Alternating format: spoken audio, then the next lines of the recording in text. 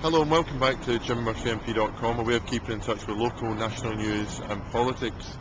If I look a wee bit more tired than usual, it's just because I'm just back from Washington on an overnight flight.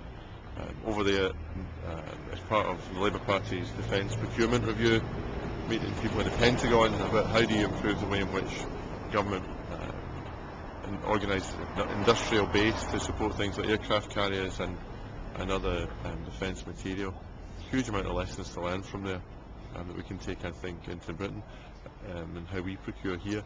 And my view is that we shouldn't just be trying to buy from America in some of this hardware. We should be trying to learn from America and get it right to support jobs in our own country.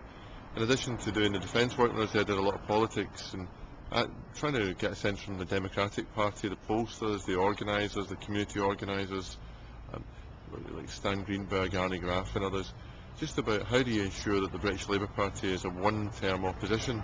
How do we buck the trend of our history and get back into power in a way that's really unusual for Labour?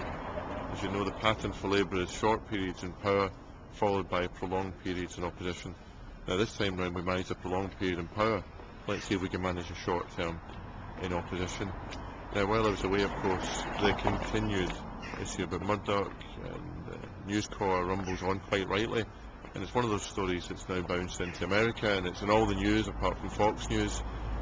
And there's real saturation coverage in the US of it.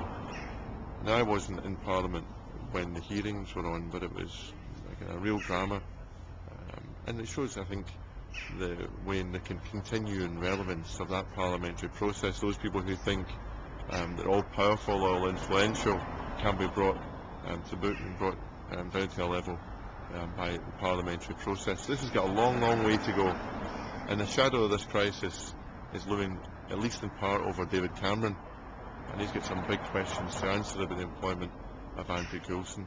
There's an inquiry now, and I think all of those involved are going to follow the evidence. People have been in touch with me, and just so you know, I've never met Rupert Murdoch or his son or that editor, the chief executive of News International, or any of those sorts of people, but I know that an awful lot of people have, and at one level, of course, that's entirely sensible and reasonable to do so because they're influential people in the media.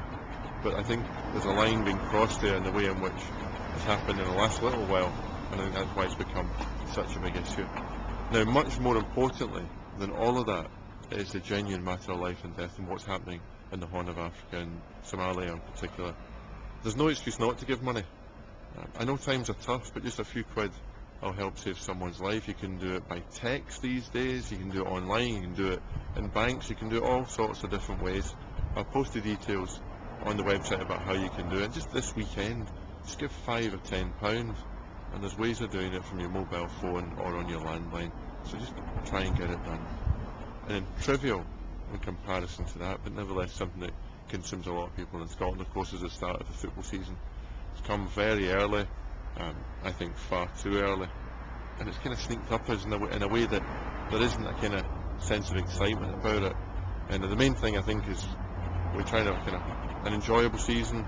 Let's have a good quality football season, although there's not been a lot of signings from any of the big clubs. But let's try and put the scandal, the disgrace, the embarrassment of last year when we talked about things off the field more than on the field. Let's try and put that behind us, because I don't think Scottish football can survive another season like last season.